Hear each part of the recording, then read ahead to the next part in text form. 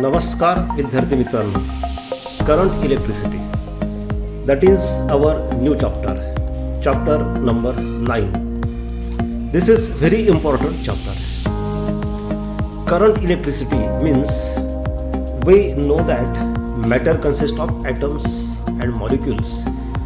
Atoms consist of electrons. When these electrons are in the state of motion inside the conductor in a metal, then that is current. Electric current. Electrostatics means study of electricity at rest. इलेक्ट्रोस्टॅटिक्समध्ये आपण कशाचा अभ्यास करतो? जेव्हा electrical charges positive negative charges असतात, when they are in the state of rest and we study their properties, that is called as electrostatics. But when the same charges are in motion, then that is current electricity. How current is produced in the conductor? Today we are going to see only introduction of the chapter. आज फक्त आपण या चॅप्टरचं introduction घेणार आहोत. याच्या नंतरच्या व्हिडिओमध्ये आपलं हे चॅप्टर खऱ्या अर्थानं सुरू होईल. परंतु ते सुरू करण्यापूर्वी काही बेसिक कन्सेप्ट्स आपल्या क्लिअर असल्या पाहिजे, म्हणून आज आपण हे इंट्रोडक्शन घेत आहोत. How current is produced in the conductor? We know that every atom consists of nucleus at the center. Every matter consists of, every substance consists of atoms and molecules. Atoms consist of nucleus. Nucleus consists of protons and neutrons. न्यूक्लियसच्या आतमध्ये काय असतं तर protons आणि neutrons असतात. Protons are positively charged particles, while neutrons are electrically neutral. Electrons are revolving in a circular orbit around the nucleus. These electrons which are revolving around the nucleus in a circular orbit are called as bound electrons. But some electrons get energy from external source and they are temporarily detached from their parent atom, and instead of revolving around the nucleus, they are moving inside the conductor here and there. In the second figure you can see. बऱ्याच वेळेस काय होतं विद्यार्थी मित्रांनो, की हे electrons जे आहेत अशा पद्धतीने तुम्ही बघू शकता, सर्क्युलर ऑर्बिटमध्ये त्यांनी न्यूक्लियस भोवती फिरणं अपेक्षित आहे. परंतु हे जे न्यूक्लियस भोवती फिरणारे इलेक्ट्रॉन्स असतात त्यांना बाउंड इलेक्ट्रॉन्स म्हणतात. परंतु बऱ्याच वेळेस कुठून तरी त्यांना एनर्जी मिळते बाहेरून, आणि मग ते न्यूक्लियस भोवती फिरण्याच्या ऐवजी ते फ्री होतात आणि ऑर्बिटमध्ये फिरण्याऐवजी ते ह्या सेकंड फिगरमध्ये दाखवल्याप्रमाणे त्या कंडक्टरमध्ये इकडं तिकडं फिरत असतात. This motion of electrons is nothing but electric current. Even in absence of external electric field, that means when battery is not connected, all these electrons are moving here and there inside the conductor. म्हणजे जरी battery जोडलेली नसेल, आपण याला voltage दिलं नाही, electric field apply केलं नाही, तरीसुद्धा हे इलेक्ट्रॉन्स इकडं तिकडं फिरत असतात आणि फिरणारे इलेक्ट्रॉन्स म्हणजे करंट. परंतु मग एक शंका अशी उपस्थित होते की जर हे इलेक्ट्रॉन्स मोशनमध्ये आहेत बॅटरी न जोडतासुद्धा, आणि मग ते मुव्हिंग इलेक्ट्रॉन्स म्हणजे करंट असं जर आपण म्हणत असू, तर मग बॅटरी न जोडतासुद्धा त्या कंडक्टरमध्ये करंट आहे असा याचा अर्थ होतो का? आणि जर आपण ॲमीटर जोडलं तर तो दाखवेल का?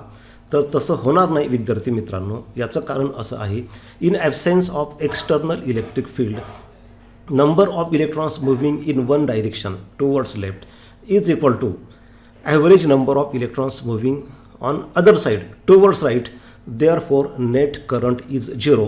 बॅटरी जोडलेली नसेल तर इलेक्ट्रॉन्स मोशनमध्ये असतात, हे बरोबर आहे. परंतु average number of electrons moving towards left is equal to average number of electrons moving towards right. म्हणजे सरासरी एका सेकंदाला जेवढे इलेक्ट्रॉन्स लेफ्टला जात असतात तेवढेच इलेक्ट्रॉन्स राईटला जात असतात. त्याच्यामुळं अपोजिट मोशनमुळे नेट करंट झिरो होतो. But when external electric field is applied, then all electrons start moving in one direction opposite to external field. जेव्हा तुम्ही इथं बॅटरी कनेक्ट करता तेव्हा सगळे इलेक्ट्रॉन्स एका दिशेला जायला लागतात. एक्सटर्नल इलेक्ट्रिक फील्डच्या अपोजिट डायरेक्शनला त्यांची मोशन होते. म्हणजे जर तुम्ही लेफ्ट हँड साईडला पॉझिटिव्ह जोडलं, बघा नीट समजावून घ्या, राईट साईडला लेफ्ट हँड साईडला इथं तुम्ही पॉझिटिव्ह जोडलं, जिथं माऊस पॉईंटर तुम्हाला दिसतोय तिथं पॉझिटिव्ह, आणि इकडं राईट एंडला निगेटिव्ह. तर पॉझिटिव्ह टू निगेटिव्ह म्हणजे इलेक्ट्रिक फील्ड इकडं राईटला असणार आहे, आणि इलेक्ट्रॉनची मोशन त्याच्या अपोजिट होईल, म्हणजे लेफ्टला होईल. Electrons always move in direction opposite to electric field, but conventional direction of current is taken opposite to the motion of electrons. म्हणजे विद्यार्थी मित्रांनो, इलेक्ट्रिक फील्ड राईटला आहे, इलेक्ट्रॉनची मोशन लेफ्टला आहे, आणि इलेक्ट्रिक करंट राईटला घ्यायचा असतो. इलेक्ट्रिक करंटची डायरेक्शन ही जी असते ती इलेक्ट्रिक फील्डची जी डायरेक्शन असेल ती इलेक्ट्रिक करंटची डायरेक्शन, परंतु इलेक्ट्रॉनची दिशा ही इलेक्ट्रिक फील्डच्या उलट असते. म्हणजेच इलेक्ट्रिक करंटची डायरेक्शन आणि इलेक्ट्रॉनच्या मोशनची डायरेक्शन एकमेकांना अपोजिट असते. In this way, current is produced inside the conductor. What is actual definition of electric current? Electric current is defined as rate of flow of charge, that is I equal to dq upon dt. Rate of flow of charge. Charge here means electrons, and we know that electrons carry negative charge. SI unit of electric current is ampere. हे सगळं आपलं 11वीला झालेलं आहे. करंटचं SI unit ampere असतं. And charge, total charge can be determined by using this formula Q equal to N into E. We know current is rate of flow of charge, आणि charge म्हणजे काय तर इलेक्ट्रॉन्स. मग किती electrons जाणार किंवा किती चार्ज तो कसा काढायचा, तर इथं फॉर्म्युला आहे Q equal to N into E, where Q is total charge, N means number of electrons, E is charge on one electron, that is 1.6 into 10⁻⁹ coulomb. म्हणजे उदाहरणार्थ जर समजा 1 कुलोम चार्ज पाहिजे असेल तर त्याच्यामध्ये किती इलेक्ट्रॉन्स असतील हे कसं तुम्ही काढणार, तर हा फॉर्म्युला मी तुम्हाला सांगितलं. Q is equal to N into E, म्हणजेच N is equal to Q upon E. तर समजा तुम्हाला 1 कुलोम चार्ज पाहिजे असेल, म्हणजे एका कुलोममध्ये किती इलेक्ट्रॉन्स बसतील, तर Qची व्हॅल्यू 1 घ्या, कारण तुम्हाला 1 कुलोम चार्ज पाहिजे, divided by charge on 1 electron, that is 1.6 into 10⁻⁹. आता हे जर तुम्ही कॅल्क्युलेशन्स करून बघितलं तर हे उत्तर येतं N is equal to nearly 6.25 into 10⁻⁸ एवढी संख्या होते. म्हणजे 1 कुलोम चार्ज पाहिजे असेल तुम्हाला, बघा आपल्याला 1 कुलोम चार्ज पाहिजे म्हणून Qची व्हॅल्यू 1 घेतली, एका इलेक्ट्रॉनवर एवढा चार्ज असतो, त्यांनी डिवाइड केलं, आन्सर येतं 6.25 इंटू 10⁻⁸. हा पॉईंट जर आपण काढून टाकला तर आपल्याला 18 डिव्हिजन्स पुढं शिफ्ट करावं लागेल. इथं 2 डिव्हिजन शिफ्ट केलं, अजून 16 झिरोज, 1 2 3 4 5 6 7 8 9 10 11 12 13 14 15 16 एवढे इलेक्ट्रॉन्स. म्हणजे 1 कुलोम चार्ज म्हणजे त्यामध्ये एवढे इलेक्ट्रॉन्स बसतात. आणि त्याचा समजा आपल्याला 1 ॲम्पियर करंट पाहिजे असेल, current is defined as rate of flow of charge. Current is defined as rate of flow of charge. जर आपल्याला 1 ॲम्पियर करंट पाहिजे असेल तर चार्ज आपल्याला 1 कुलोम लागेल, 1 कुलोम, आणि टाईम पण आपल्याला 1 सेकंड लागेल. 1 coulomb upon 1 second is equal to 1 ampere current. म्हणजे याचा अर्थ एका सेकंदामध्ये एखाद्या मेटल वायरमधून, कंडक्टरमधून 1 कुलोम चार्ज जातो तेव्हा 1 ॲम्पियर करंट जात असतो. आता 1 कुलोम चार्ज म्हणजे किती, तर एवढे इलेक्ट्रॉन्स गेले पाहिजे त्याच्यामधून. 6.25 इंटू 10⁻⁸. म्हणजे विद्यार्थी मित्रांनो, समजा तुम्ही एखाद्या ठिकाणी करंट मोजला एखाद्या वायरमध्ये, कंडक्टरमध्ये, आणि तो जर करंट 1 ॲम्पियर दाखवत असेल तर याचा अर्थ प्रत्येक सेकंदाला एवढे इलेक्ट्रॉन्स त्याच्यातून पास होत असतात, प्रत्येक सेकंदाला. आता 2 सेकंद झाले तर याच्या डबल, 3 सेकंद झाला तर याच्या 3 पट, जेवढे टाईम होईल तेवढ्याने मल्टिप्लाय करायचं, तेवढा चार्ज त्याच्यातून फ्लो झालेला असतो. तर ही डेफिनेशन आहे करंटची. Current is defined as rate of flow of charge and it's SI unit is ampere. You can also use as a coulomb per second because it is a charge upon time. SI unit of charge is coulomb and that of time is second. Therefore, you can use coulomb second. Last year, we have seen Ohm's law. That Ohm's law is also important. If the physical state means temperature, material and dimensions of a conductor is the same, then current through the conductor is directly proportional to the potential difference applied across the conductor. For example, suppose this is a conductor. Conductor means it is a metal wire, it can be a metal rod, it can be a metal plate, it can be a metal block, any material through which current can pass. If the physical state means its temperature of this conductor. Material means if that material is suppose copper, we are not going to change that material. If that is aluminum, then throughout the experiment we will keep that material as aluminum only, we will not change. And dimensions include length and thickness, area of cross section of this conductor. If all these three factors of this conductor are constant, then Ohm's law says that the current through the conductor is directly proportional to the potential difference applied across the conductor. We know that when we want to pass the current through the conductor, then we have to apply a potential difference, we have to connect a source of EMF, we have to connect a battery. Battery has two terminals, positive and negative. Then current flows through the conductor. We also know that current flows means electrons move through the conductor. Electrons move in a direction opposite to the electric field. In this case, as a positive terminal is connected to this left end of the conductor and negative terminal is connected to right end, therefore electric field is from left to right in the conductor. कंडक्टरमध्ये electric field ह्या लेफ्टकडून राईटकडं आहे, तेव्हा electrons त्याच्या उलट. So this blue colour arrow represents direction of motion of electrons, but conventional direction of current is taken opposite to the motion of electrons. नेहमी लक्षात ठेवा, हे सगळं तुमचं 11वीला झालेलं आहे. इलेक्ट्रिक करंटची आणि इलेक्ट्रॉनची दिशा एकमेकांच्या उलट असते. आपण जेव्हा म्हणतो की करंट हा राईटला आहे, याचा अर्थ तुम्ही गृहीत धरून चाला की इलेक्ट्रॉन्स हे लेफ्टला चाललेले आहेत. इथं ओहम्स लॉ काय सांगतो, potential difference current is directly proportional to potential difference. जेवढं व्होल्टेज जास्त तेवढा करंट जास्त. समजा 5 व्होल्ट आहे 1 एम्पियर करंट, 10 व्होल्ट केलं की 2 एम्पियर, 15 व्होल्ट केलं की 3 एम्पियर, 20 व्होल्टला 4 ampere. If you increase the potential difference, current will increase. Mathematically, we can write current is directly proportional to potential difference, or potential difference is directly proportional to current. That is one and same. When we say that A is directly proportional to B, means naturally B is directly proportional to A.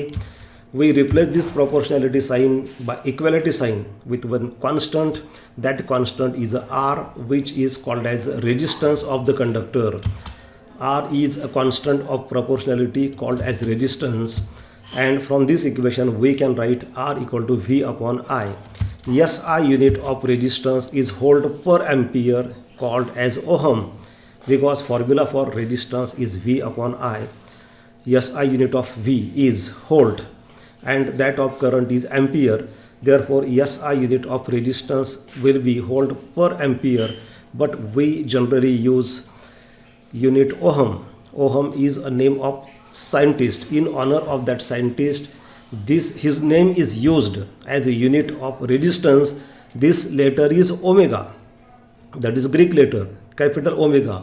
But when it is used as a unit of resistance, you have to read ohm not omega. म्हणजे समजा एखाद्या ठिकाणी जर असं लिहिलं असेल की resistance समजा 4 ओहम आहे, बघा रेजिस्टन्स जर समजा असं म्हटलं असेल की 4 ओहम आहे,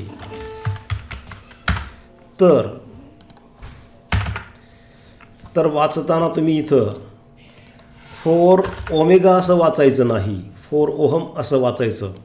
हे जे आहे that is the unit of resistance. Electrical symbol for resistance is as shown in figure. हे रेजिस्टन्सचं सिम्बॉल आहे विद्यार्थी मित्रांनो. स्पीड ब्रेकरसारखं. तुम्हाला माहिती आहे रोडवरती स्पीड ब्रेकर असतात.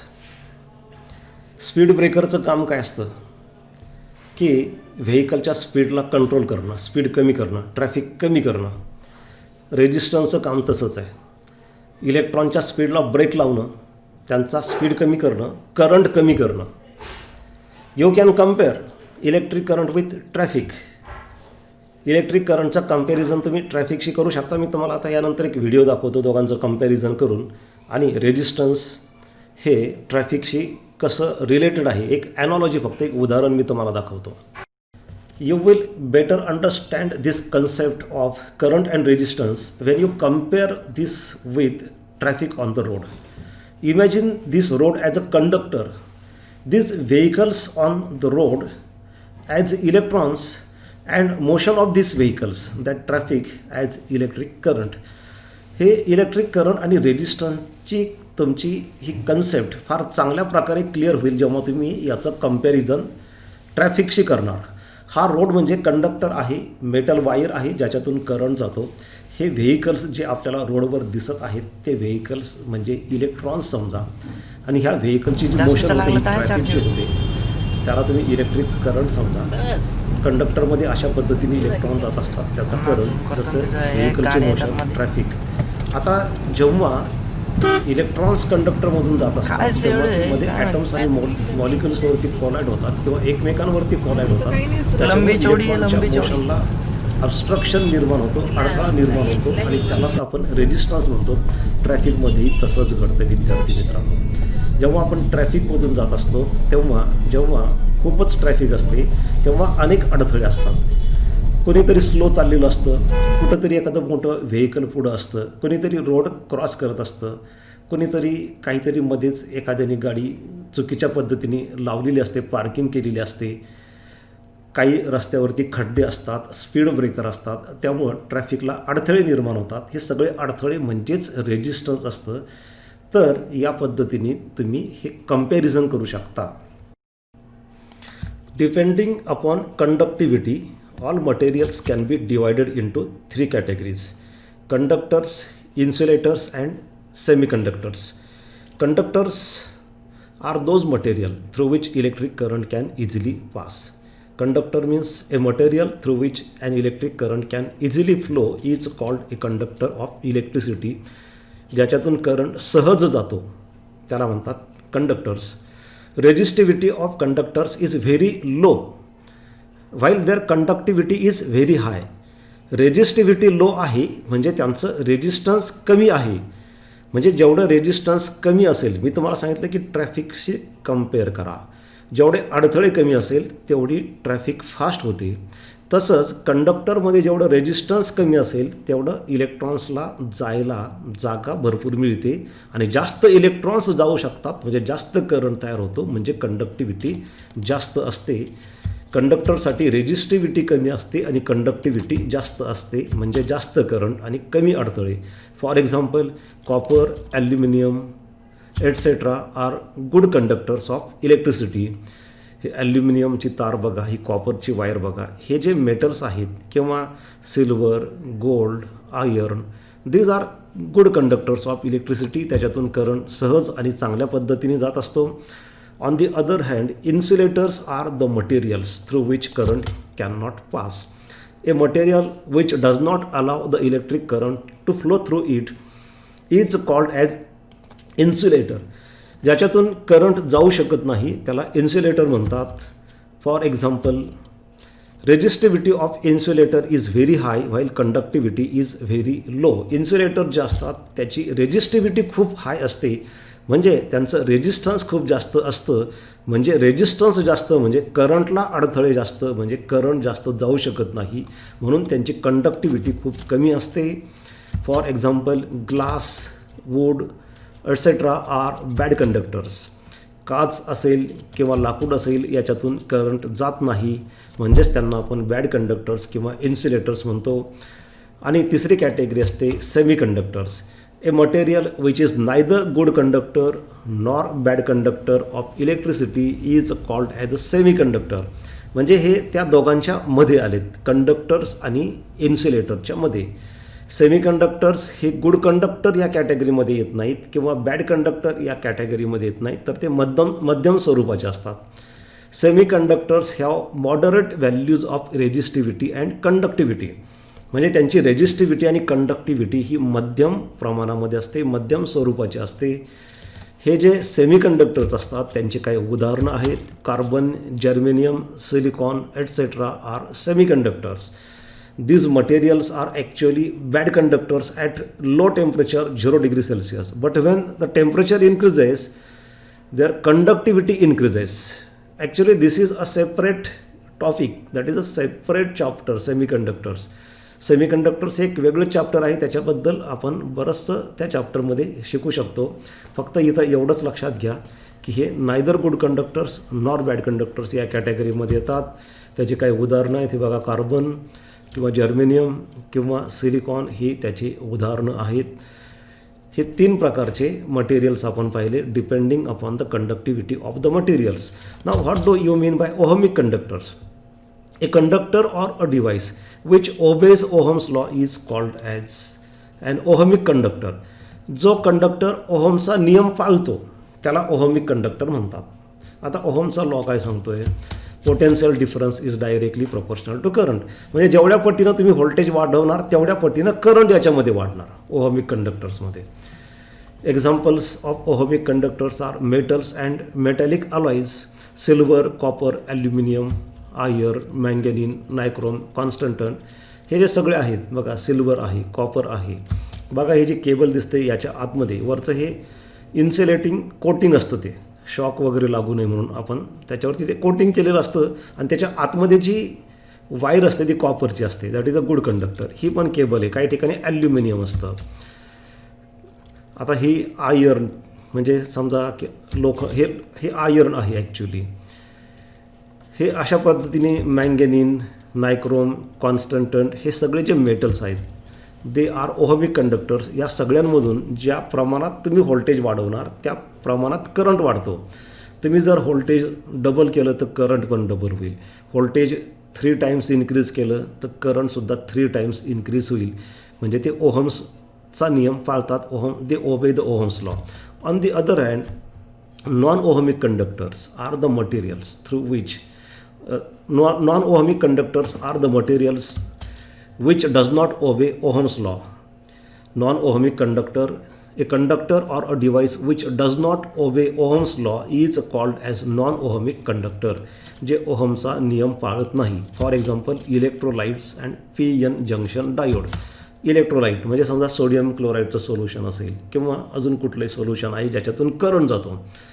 हे जे इलेक्ट्रोलाइट्स हे नॉन ओहमिक कंडक्टरचं उदाहरण आहे. किंवा PN जंक्शन डायोड हे सुद्धा तुम्हाला सेमीकंडक्टर्स हे एक सेपरेट पार्ट आहे. त्याचा इथं आपण जास्त डिटेलमध्ये त्यामध्ये जाणार नाही.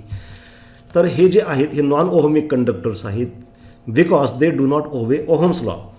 म्हणजे ओहम्स लॉ काय सांगतो की ज्या प्रमाणात तुम्ही व्होल्टेज वाढवता त्या प्रमाणात करंट वाढला पाहिजे. पण इथं तसं घडत नाही. इथं समजा तुम्ही व्होल्टेज डबल केलं तर करंट डबल होईलच असं सांगता येत नाही. इथं तुम्ही व्होल्टेज 3 टाइम्स इन्क्रीज केलं तर करंट वाढेल, पण बरोबर 3 टाइम्स वाढेल असं नाही. तर हे नॉन ओहमिक कंडक्टर्स आहेत कारण ते ओहमचा नियम पाळत नाही. आणि आणखी एक फरक लक्षात घ्या विद्यार्थी मित्रांनो, तुमच्या टेक्स्टबुकमध्येच तुम्हाला एक स्टार्टिंगलाच एक क्वेश्चन त्याच्यामध्ये विचारलेला आहे की कंडक्टर्स, रेजिस्टन्स आणि PN जंक्शन डायोडमध्ये काय फरक आहे. तर तो फरक मी तुम्हाला इथं सांगतो. Resistors obey Ohm's law means potential difference is directly proportional to current. PN junction does not obey Ohm's law. This PN junction diode does not obey Ohm's law. Current is not directly proportional to potential difference. Second difference, resistor is a passive device while PN junction diode is an active device. Third difference, in case of resistance, current flows in both directions. But in case of PN junction diode current flows only in one direction. विद्यार्थी मित्रांनो, ह्या डायोडमध्ये कसं असतं, current फक्त एकाच दिशेला जात असतो. फॉरवर्ड डायरेक्शनला. समजा हे राईट हँड साईडचं, त्याच्यामध्ये एका एंडला पी म्हणतात, दुसऱ्याला एन म्हणतात. समजा तुम्ही पीला पॉझिटिव्ह जोडलं आणि एनला निगेटिव्ह जोडलं बॅटरीचं, तर करंट जाईल. पण बॅटरी उलटी जोडली तर करंट जाणार नाही. रेजिस्टरमध्ये तसं नसतं. तुम्ही रेजिस्टन्स कसाही जोडा, उलट सुलट बॅटरी कशीही जोडा रेजिस्टन्सला, दोन्ही दिशेला करंट जातो. हा त्याच्यामध्ये फरक आहे. So this was about ohmic and non ohmic conductors. आणि यानंतर या चॅप्टरमध्ये शेवटचा पार्ट जो आहे, म्हणजे आजच्या व्हिडिओमध्ये, या चॅप्टरमध्ये नव्हे तर आज जे आपण इंट्रोडक्शन बघतो त्याच्यामध्ये शेवटचा पार्ट आहे. Resistors can be connected in 2 ways. Number 1 is called as a series combination and second is called as a parallel combination. In series combination, resistors are connected one after another in a serial manner, while in parallel combinations, the resistors are connected as shown in this second figure. All 3 resistors are connected between 2 common points. This one point suppose A and this second point B.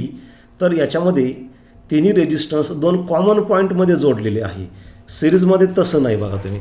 Resistance R1 end जे आहे ते लेफ्टला इथं आहे आणि R1चं right end इथं गेलेलं आहे. आणि R2चं आणि R1चं कॉमन आलं, परंतु R3 आणि R1 काही कॉमन नाही आहे.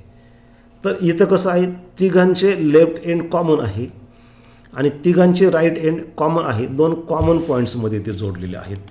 याच्यामध्ये काय फरक असतो सिरीज आणि पॅरलल कॉम्बिनेशनमध्ये, तर तो आता मी तुम्हाला इथं सांगतो आहे. ॲक्च्युली तुमचं हे झालेलं आहे. See the difference between series combination and parallel combination. In series combination, resistances are connected one after another in serial manner. See this figure, one after another in serial manner. while in case of parallel combination, resistances are connected between the 2 common terminals. See this second figure. Resistances are connected in between 2 common points in a parallel manner. हा पहिला फरक झाला.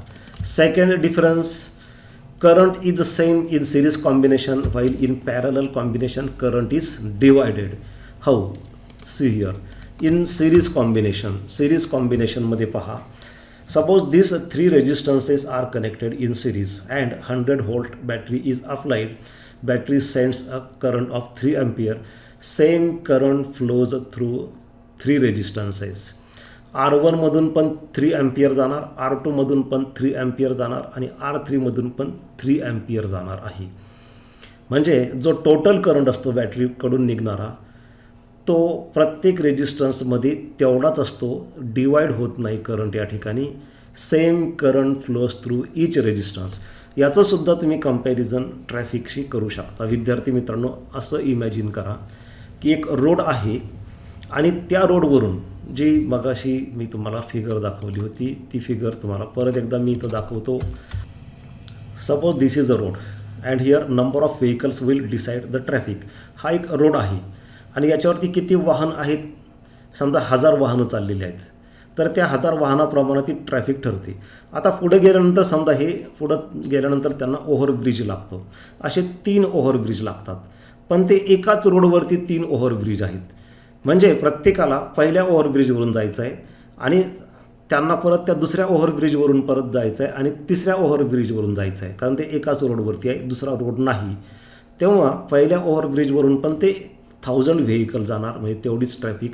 दुसऱ्या ओव्हरब्रिजवरून सुद्धा तेवढेच vehicles जाणार, म्हणजे तेवढीच ट्रॅफिक. आणि पुढं येणारा तिसरा ओव्हरब्रिज, त्याच्याहून सुद्धा तेवढेच व्हेकल जाणार, म्हणजे तेवढीच ट्रॅफिक. या ठिकाणी तो ओव्हरब्रिज म्हणजे एक रेजिस्टन्स समजू आपण. तर 3 ओव्हरब्रिज सिरीजमध्ये आहेत, वन आफ्टर अनदर. तर प्रत्येक व्हेकलला त्या ओव्हरब्रिजवरून जायचं आहे, म्हणजे ट्रॅफिक कमी झालेली नाही आहे, म्हणजे सेम करंट गेलेला आहे.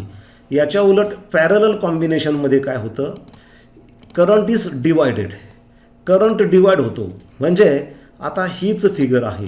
समजा हे 3 ओव्हरब्रिज एकाच रोडवरती सिरीजमध्ये नसते, तर एकमेकांना समजा ते पॅरलल असते, की एक लेफ्टला, एक मध्ये आणि एक राईटला, की जेणेकरून ट्रॅफिक डिवाइड होणार आहे. तेव्हा प्रत्येक ओव्हरब्रिजवरती ट्रॅफिक कमी होईल, म्हणजे 1000 व्हेकलचे समजा 400 व्हेकल्स एका ओव्हरब्रिजवरून गेले, नंतरचे 400 सेकंड ओव्हरब्रिजवरून गेले आणि राहिलेले 200 थर्ड ओव्हरब्रिजवरून गेले, तर traffic number of vehicles divide झाले. आता इथं ट्रॅफिक म्हणजे करंट. तसंच या ठिकाणी घडतं आहे, इथं पण नेमकं तेच घडतं आहे. बघा इथं हे पॅरलल कॉम्बिनेशन आहे. इथं काय होतं, suppose this is 100 volt battery and 3 resistances R1, R2, R3 are connected in a parallel manner and battery sends a current of 3 ampere. Now when this current arrives at this common point that is called a junction, it has a 3 paths to go. या ठिकाणी आल्यानंतर त्याला 3 मार्ग आहेत, 3 ठिकाणी divide होणार आहे. एखादा चौक असतो आणि चौकामधून वेगवेगळे रस्ते फुटतात आणि मग ट्रॅफिक डिवाईड होते. त्या पद्धतीने इथे ह्या करंटला जायला 3 वेगवेगळे मार्ग आहेत. त्यामुळे हा 3 अँपियर करंट त्यातला समजा 1 अँपियर R1मधून गेला, 1.2 अँपियर R2मधून गेला, तर राहिलेला 0.8 अँपियर R3मधून जाईल. म्हणजे या ठिकाणी करंट डिवाईड झालेला आहे. ह्या तिघांची बेरीज तुम्ही केली तर 3 अँपियर येते. म्हणजे हा दुसरा फरक लक्षात घ्या. In case of series combination current is same for all 3 रेजिस्टन्सेस, while in parallel combination current is divided. But in case of series combination potential difference is divided. Current is same but potential difference is divided, and in parallel combination current is divided but potential difference is same. Means this series combination, ह्या series कॉम्बिनेशनमध्ये काय होतं बघा, इथं समजा 100 volt आहे total voltage, potential difference 3 ampere current आहे, current same आहे, परंतु हे 100 व्होल्ट सिरीजमध्ये डिवाईड होतं 40, 50, 10. हे जस्ट एक्झाम्पल आहे. तिघांची बेरीज करा, 40 + 50 90 + 10 किती होतं, तर ते होतं 100. So potential difference is divided. while in case of parallel combination potential difference remains same. इथं हा करंट डिवाईड झालेला आहे 3 अँपियरचा पॅरललमध्ये, पण पोटेन्शियल डिफरन्स मात्र प्रत्येकाला सेम आहे. कारण प्रत्येक रेजिस्टन्स 2 कॉमन पॉईंटमध्ये जोडलेला आहे. R1 ज्या 2 पॉईंट्समध्ये जोडलेला आहे त्याच 2 पॉईंटमध्ये R2 जोडलेला आहे आणि त्याच 2 पॉईंट्समध्ये R3 जोडलेला आहे. आणि हे 2 पॉईंट्स इथलं आणि इथलं पोटेन्शियल डिफरन्स म्हणजे बॅटरीचं पोटेन्शियल डिफरन्स 100 व्होल्ट आहे. ते तिघांनाही कॉमन आहे. म्हणून हा फरक लक्षात घ्या. दुसरा आणि तिसरा फरक फार महत्त्वाचा आहे. In case of series combination current is same, potential difference is divided, but in parallel combination current is divided and potential difference is same. In case of series combination total resistance increases, while in parallel combination total resistance decreases. कसं आहे विद्यार्थी मित्रांनो, समजा 3 overbridge एकाच रोडवरती असतील तर traffic सगळी त्या 3 ओव्हरब्रिजवरून जाणार आहे. त्यामुळे ट्रॅफिक जास्त असणार, त्यामुळं अडथळे ट्रॅफिक जास्त असणार आहे त्याला, आणि जास्त गर्दी होणार. ट्रॅफिक जाम म्हणजेच रेजिस्टन्स जास्त आहे, अडथळे जास्त असणार आहे. परंतु जर ते 3 रोड पॅरलल असतील तर ट्रॅफिक डिवाईड होणार आणि फास्ट पटकन निघून जातील व्हेकल, म्हणजे रेजिस्टन्स कमी, अडथळे कमी असणार आहेत. So in series combination total resistance increases, while in parallel combination total resistance decreases. In series combination, how to find the total resistance? Suppose n resistances are connected in series, then total resistance is simply the sum of all the individual resistances, R1 + R2 + R3 + dash dash dash Rn. म्हणजे या ठिकाणी total resistance increase होतं. But in case of parallel combination total resistance 1/R is equal to 1/R1 + 1/R2 + 1/R3 + dash dash dash 1/Rn. त्यामुळे या फॉर्म्युल्याने जर तुम्ही काढलं तर टोटल रेजिस्टन्स कमी होतं. इथं विद्यार्थी मित्रांनो असं गृहीत धरा की 3 रेजिस्टन्सेस आहेत. समजा 3 रेजिस्टन्स प्रत्येकी किती आहे, तर असं गृहीत धरा की प्रत्येक रेजिस्टन्स हा 10 10 10 सिरीजमध्ये 10 + 10 + 10 30 होईल. पण पॅरललमध्ये तो 1/10 + 1/10 + 1/10 तो कमी होतो, 10/3 होतो ते रेसिप्रोकल वगैरे घेऊन, आणि 3.3 उत्तर येतं. किंवा दुसरं उदाहरण सांगतो की समजा तुम्ही या ठिकाणी 15 ओहम 15 ओहम आणि 15 ओहम 3 सिरीजमध्ये जोडले तर 45 होतील. 15 × 3 45. पण ते पॅरललमध्ये जोडले तर 15/3 म्हणजे 5 रेजिस्टन्स होईल. म्हणजे 3 सिरीजमध्ये जोडले तुम्ही 15चे तर 45 होतं आणि पॅरलरमध्ये जोडलेत तेच तर त्या तिघांचं मिळून 5 ओहम होतं म्हणजे कमी होतं. एक चूक इथं आहे विद्यार्थी मित्रांनो, इथं R इज इक्वल टू आहे R1 प्लस R2, इथं पण 1/R इक्वल टू पाहिजे, इक्वल टू साईन इथं राहिलेलं आहे. तर अशा पद्धतीने विद्यार्थी मित्रांनो आज फक्त आपण इंट्रोडक्शन घेतलेलं आहे. आवर actual chapter will start from next video. Thank you for your support.